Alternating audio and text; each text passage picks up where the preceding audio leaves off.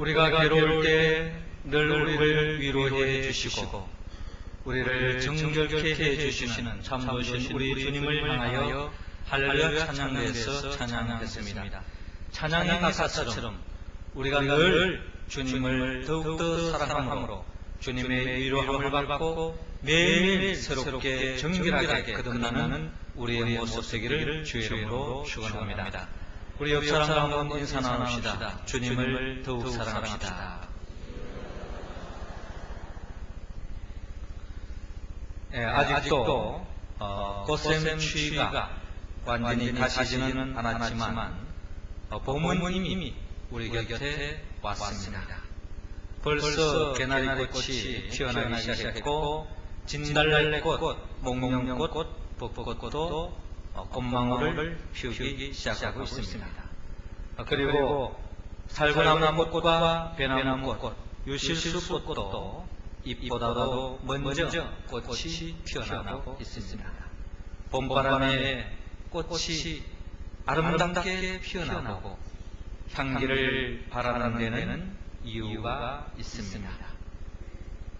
예쁜 꽃은 그 누구보다도 벌과 나비가 찾아오기를 기다리고 만나기를 원하고 있습니다. 꽃이 벌과 나비를 만날 때에 봄에 아름다운 꽃으로만 머물러 있는 것이 아니라 가을에 탐스러운 열매를 맺을 수 있기 때문에 그 누구보다 꽃은 활짝 아름답게 피어서 향기를 바라며 벌과 나비가 찾아오기를 만나기를 기원하고 있습니다.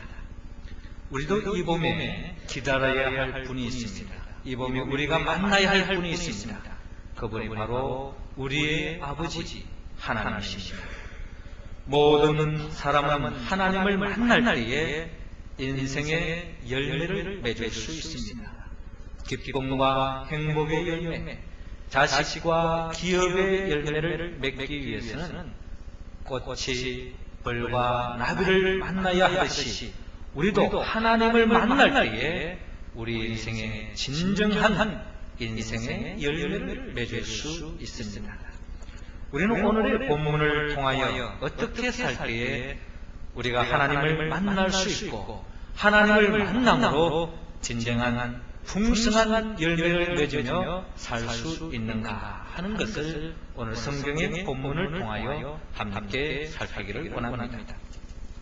먼저 하나님은 우리 모두가 하나님을 만나고 하나님을 통하여 만남으로 복을 받아 행복한 삶으로 나아가기 위해서는 오늘 본문 13절을 통하여서 교회 중심으로 살아라 라고 말씀하고 있습니다.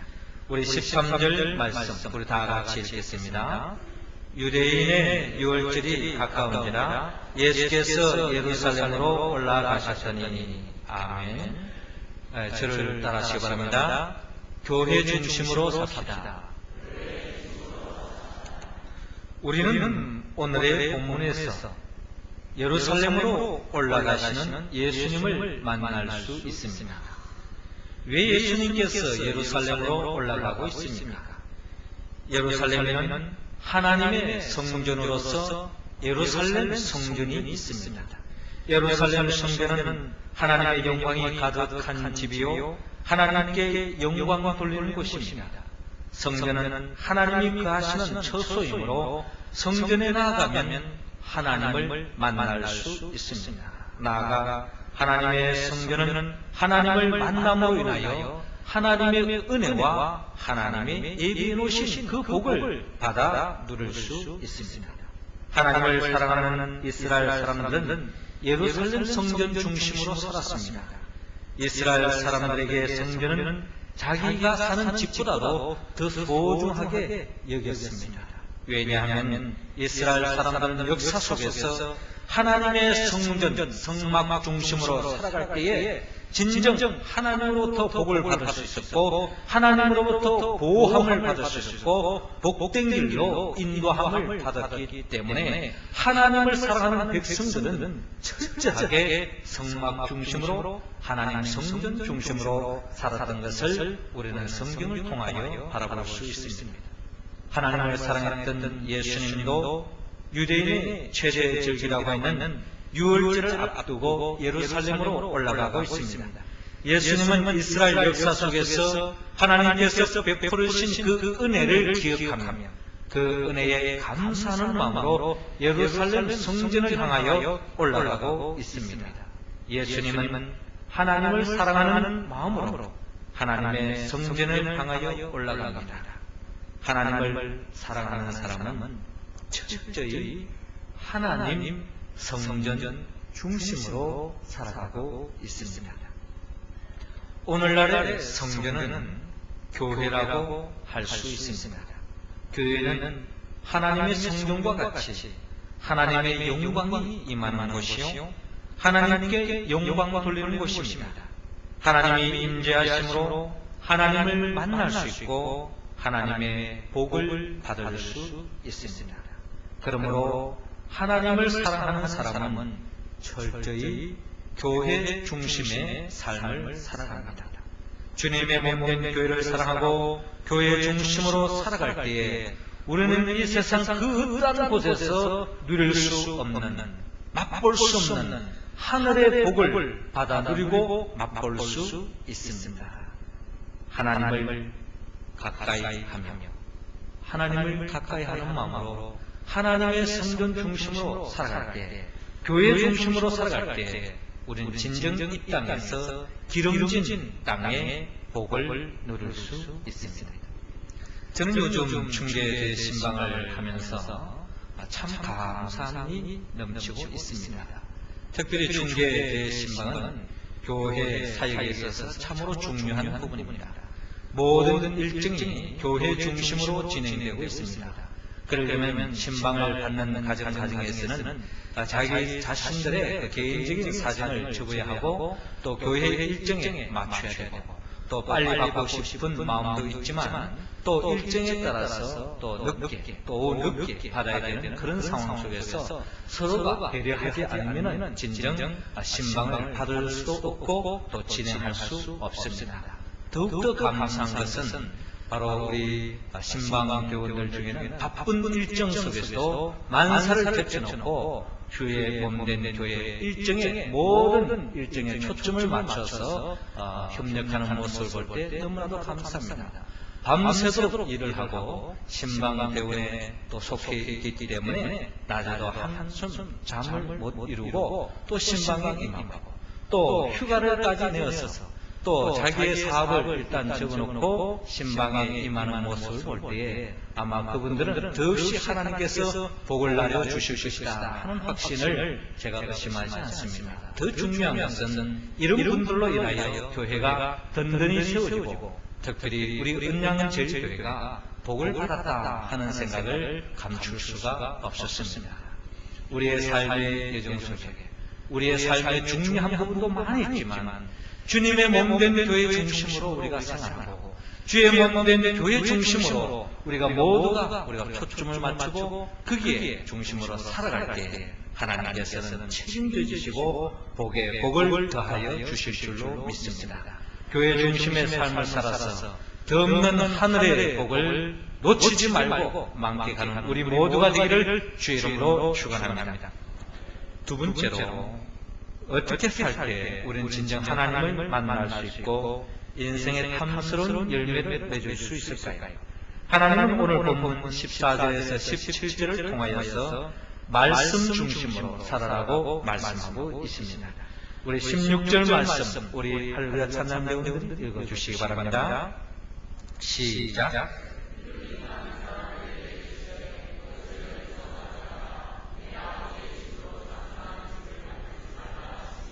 아멘. 네, 저를 따라하시기 바랍니다. 말씀 중심으로 삽시다. 우리는 오늘의 본문에서 예루살렘 성전을 정화하시는 예수님을 만날 수 있습니다. 왜 예수님께서 예루살렘 성전을 정화하고 있습니까? 예수님께서 공생애를 시작할 때부터 예루살렘 성전은 이름만 하나님의 성전이었지 진정 성전으로서의 의미는 이미 상실되고 있었습니다. 그 당시 예루살렘 성전은 하나님의 집이라기보다는 사람의 집에 불과했습니다. 예수님은 성전 안에서 소와 양과 비둘기를 파는 사람들과 돈 바꾸는 사람들의 앉은 것을 보시고 노끈으로 채찍을 만들어서 양이나 소를 다 성전에서 내어 쫓으시고 돈 바꾸는 사람들의 돈을 쏟으시며 상을 엎고 계십니다. 그리고 비둘기 파는 사람들에게 이것을 여기서 가져가라. 내 아버지 집으로 장사하는 집을 만들지 말라고 호통을 치고 있습니다. 현실의 구조를 바라보시고 침묵하지 않으시고 분노하시며 기억하시는 혁명적인 예수 그리스도의 모습을 바라볼 수 있습니다.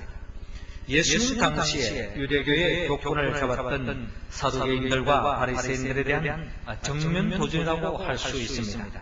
당시에 유대교를 장악했던 두 개의 교파가 있는데 하나는 사두개파요, 또 하나는 바리새파입니다. 이 두 파는 모두 로마 정권과 정치적으로 결탁하고 있었습니다. 사두개파들은 주로 성전을 이용하여서 돈을 벌었고 바리새파 사람들은 로마의 기호 아래 율법 경전을 통하여서 종교세를 강요하여서 종교적 기득권을 차지하고 있었습니다. 이런 진정 아마 처음에는 이르지 않았을 것입니다. 하나님 말씀 중심으로 살았을 것입니다. 그러나 점점 시간이 지나갈수록 하나님 말씀보다 자신의 이익에 눈이 더 밝았습니다. 하나님의 뜻보다는 자신의 뜻을 더 앞세우기 시작했습니다. 오늘 성경 본문에서 등장하는 성전에서 매매하는 자들이 나타나는데 원래 유대인들은 1년에 한 번씩 유월절 절기를 지키기 위해서 예루살렘 성전을 방문하여 성전의 제물을 바쳐야 했습니다. 백성들이 제물을 가져오면 사두개인들이 성전 앞에서 심사하여서 불합격 판정을 하면은 성전 안에서 다시 새로운 제물을 사도록 했습니다. 시골에서 먼 길을 걸어서 양을 가져왔다 하더라도 양의 흠이 어떻게 해서든지 찾아내서 불합격을 시킵니다. 그래서 다시 비싼 값을 내고 성전 안에 있는 새 제물을 사야만 했습니다. 또 남자들은 반드시 성전세를 내야만 하는데 이때 이 세금은 반드시 이스라엘 언화 반세기를 바쳐야만 했습니다. 일상에서는 로마 화폐와 그리스 화폐를 사용하도록 했기 때문에 성전세를 바치려면 반드시 이스라엘 화폐로 환전을 해야 했습니다. 그래서 사두개인들은 이 환전꾼을 통해서 환전의 이익을 챙겼습니다. 가난한 자들의 예물은 비둘기였습니다. 그런데 그 비둘기마저도 성전 안에서 사도록 유도했습니다. 진짜 가난하고 연약한 자들은 하나님의 성전에 들어갈 수 없도록 구조적으로 만들어 놓았습니다.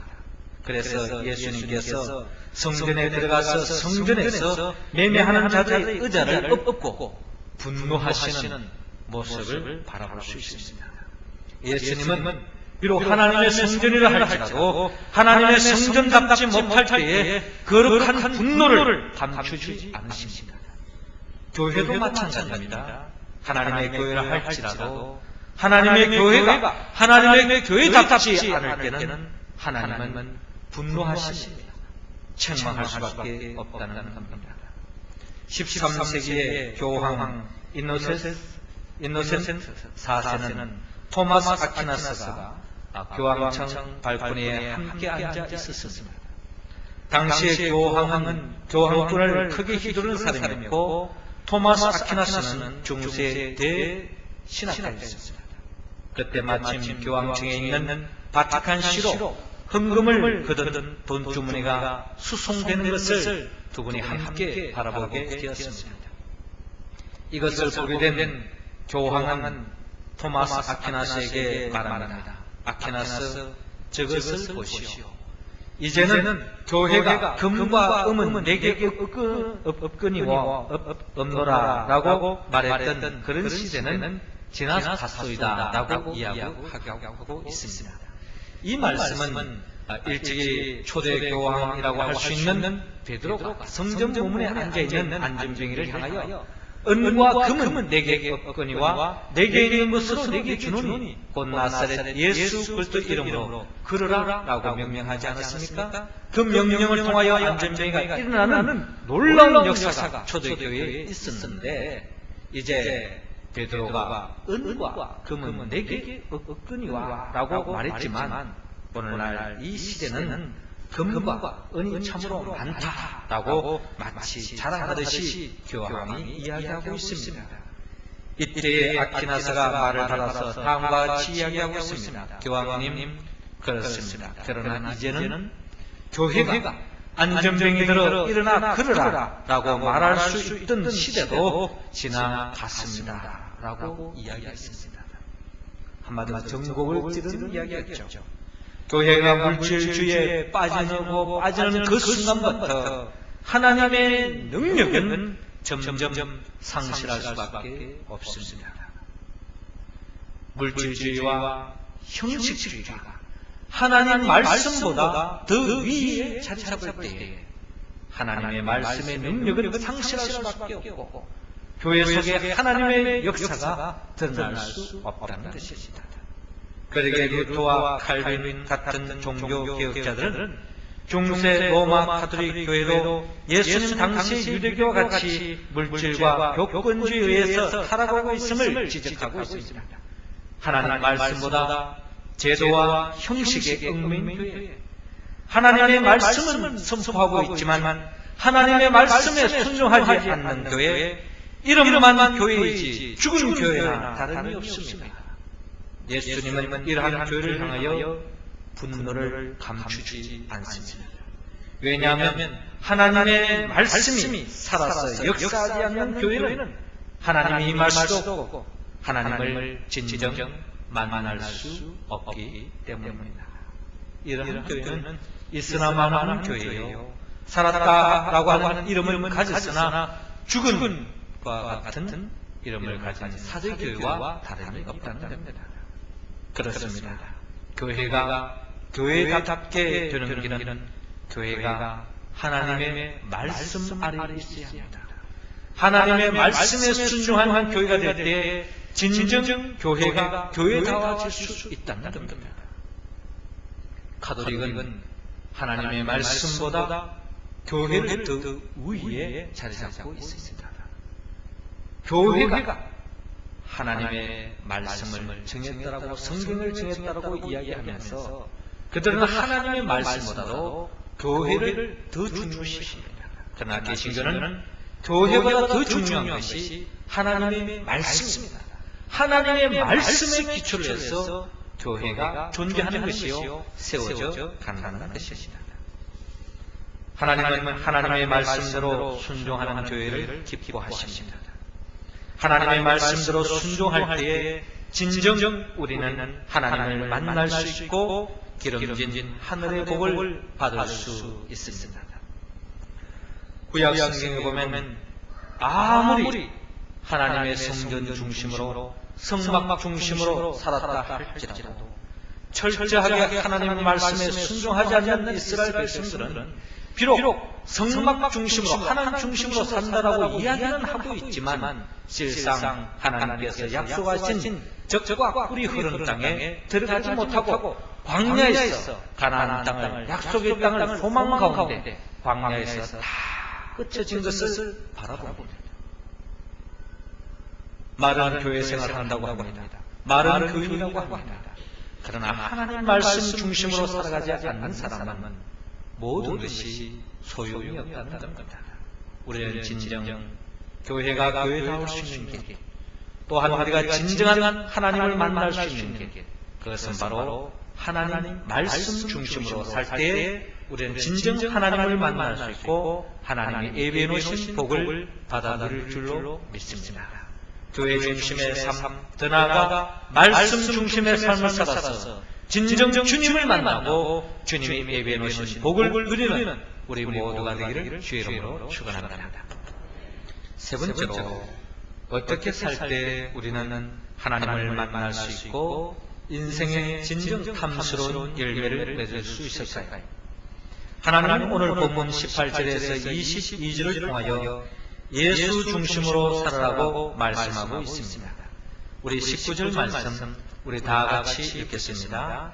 예수께서 대답하여 가라사대 너희가 이 성전을 흘라 내가 살 동안에 일으키리라. 아멘. 저를 따라하시기 바랍니다. 예수 중심으로 삽시다. 우리는 오늘의 본문에서 너희가 이 성전을 흘라 내가 살 동안에 일으키라 라고 말씀하시는 예수님을 만날 수 있습니다. 이 말씀을 하시게 된 배경을 살펴보면 유대인들이 예수님께 항의하고 있습니다. 여기서 유대인이라는 것은 성전에서 장사함으로 또 하나님을 이용하여서 이득을 챙겼던 사람입니다. 이해관계에 따라서 예수님을 대적하는 사람입니다.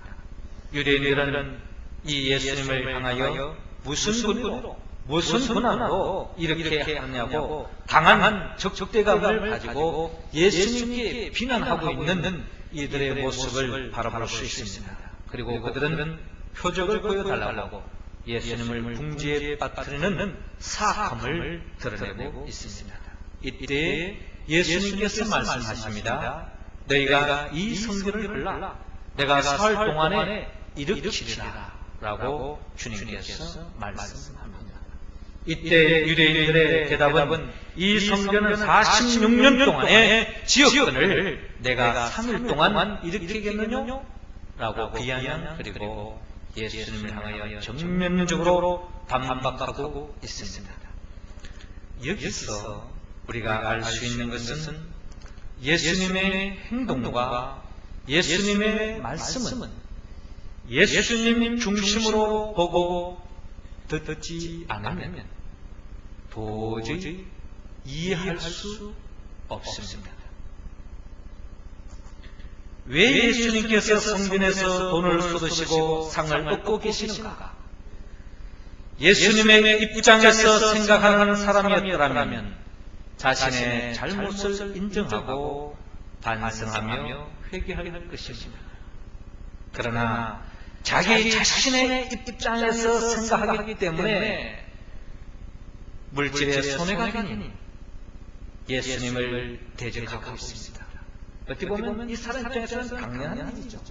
그러나 주님이 예비해 놓으신 그 복을 맛볼 수 없습니다.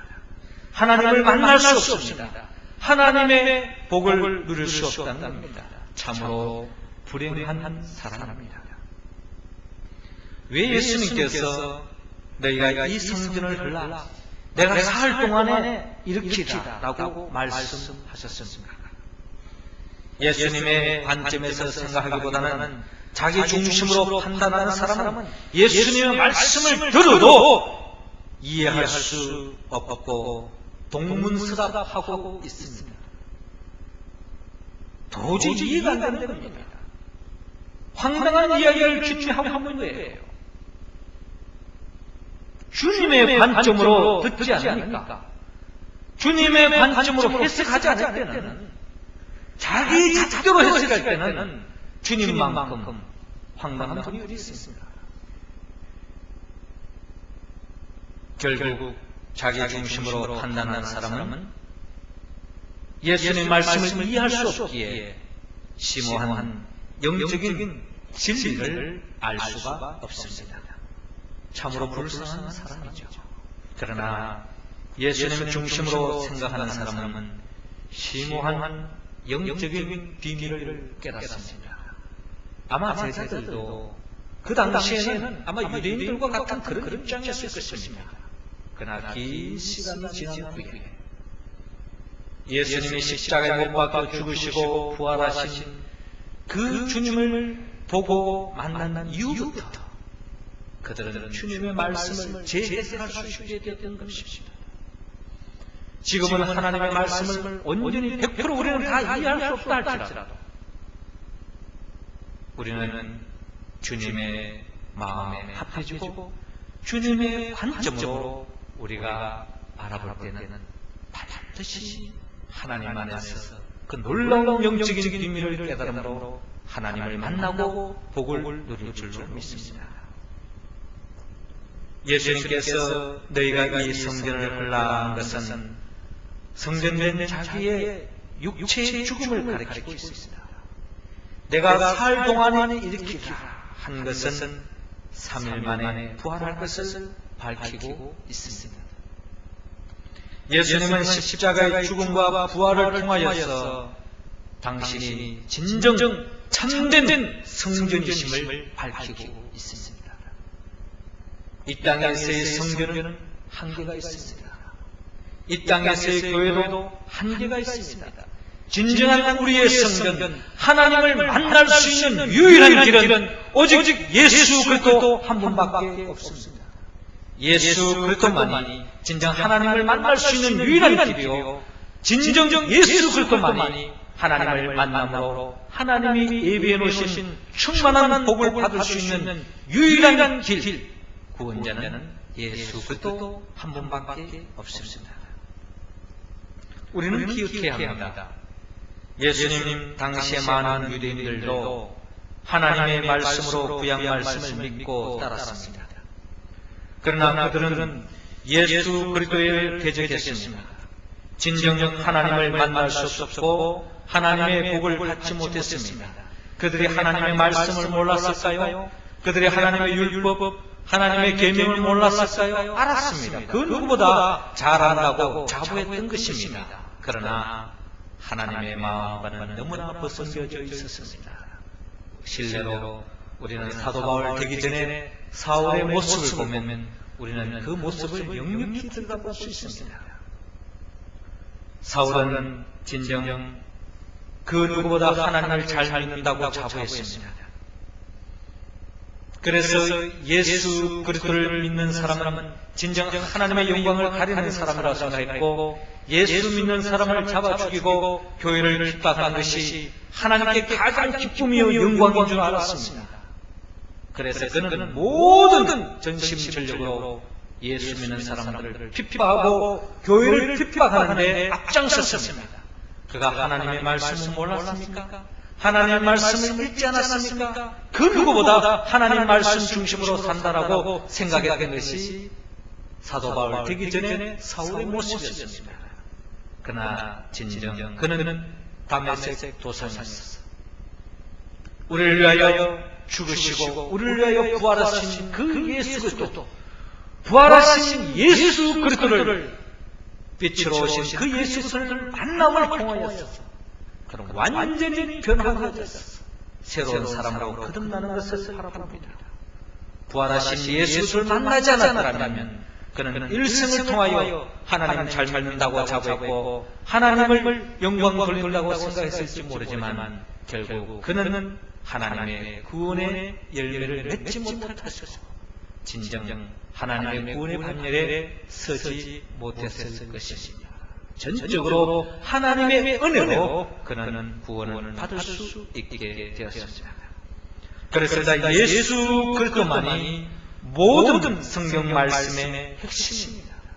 모든 성경 말씀은 예수 그리스도를 지향하고 예수 그리스도를 표표로 삼고 있습니다. 모든 성경의 말씀은 예수 그리스도를 드러내려고 합니다.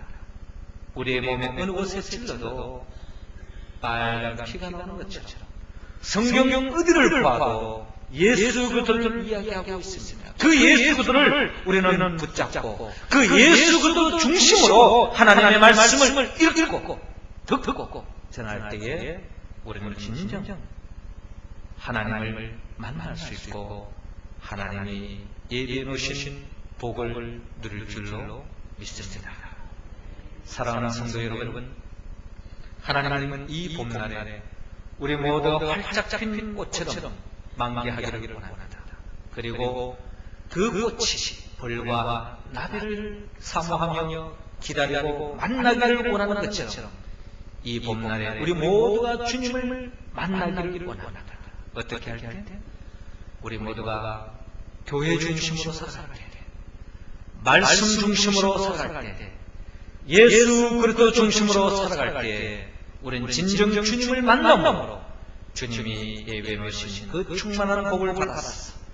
일생을 통하여 참으로 부끄럼 없이 넉넉한 탐스러운 열매를 맺어가는 복된 인생으로 살아가는 우리 모두가 되기를 주의 이름으로 축원합니다. 기도드리겠습니다. 생명의 영 보혜사 성령님이시여, 이 시간 우리 모두에게 성령의 기름을 부어 주시옵소서. 오직 교회 중심으로 살게 하여 주옵소서. 말씀 중심으로 살게 하여 주옵소서.